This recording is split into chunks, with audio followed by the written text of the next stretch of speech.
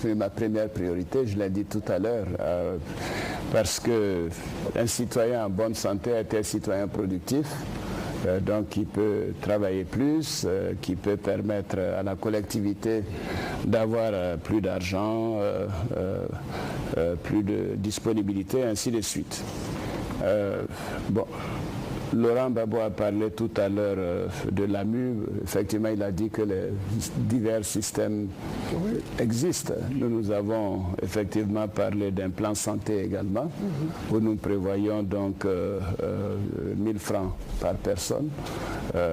Et ceci permet de prendre en charge les personnes dans les centres de santé et les hôpitaux publics, et surtout de le faire gratuitement pour les personnes les plus défavorisées.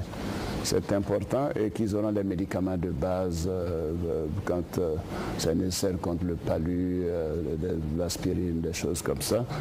Mais au-delà de tout ça, il faudrait quand même parler de la réalité de la situation aujourd'hui. Aujourd'hui, l'espérance de vie est tombée en Côte d'Ivoire à 46 ans. Il était à 55 ans en 1993. La malnutrition touche un enfant de moins de 5 ans sur 3.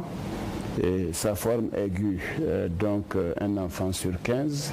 Sur 3 personnes dépistées séropositives qui devraient être traitées, 2 ne bénéficient d'aucun traitement. On n'arrive pas à obtenir des chiffres précis, mais il paraît que 40 000 à 60 000 femmes meurent chaque année en donnant la vie, etc., etc. Ce que nous avons prévu dans notre plan santé, en plus de l'assurance générale qui permet de résoudre les problèmes globaux et surtout pour les plus favorisés, c'est de construire 5 CHU, je l'ai dit déjà.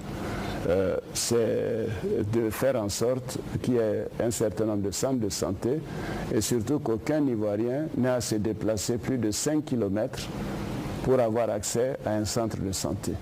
Donc ça veut dire qu'il faut réhabiliter les centres de santé existants, il faut créer de nouveaux centres de santé et il faut surtout y mettre des médicaments de base gratuitement, et il faut faire en sorte qu'il y ait un hôpital à tous les 50 km. Tout ça est prévu dans mon programme. Malheureusement, il ne me reste plus que 20 secondes. Et la prise en charge de tout ça va coûter de l'argent. Mais vous savez, c'est le domaine aussi, de par mon expérience, la santé est le domaine où on peut trouver le plus facilement de l'argent. Ce n'est pas très difficile. Si on a un programme cohérent et on est capable de l'expliquer à l'international, on trouve de l'argent facilement. Toutes les grandes fondations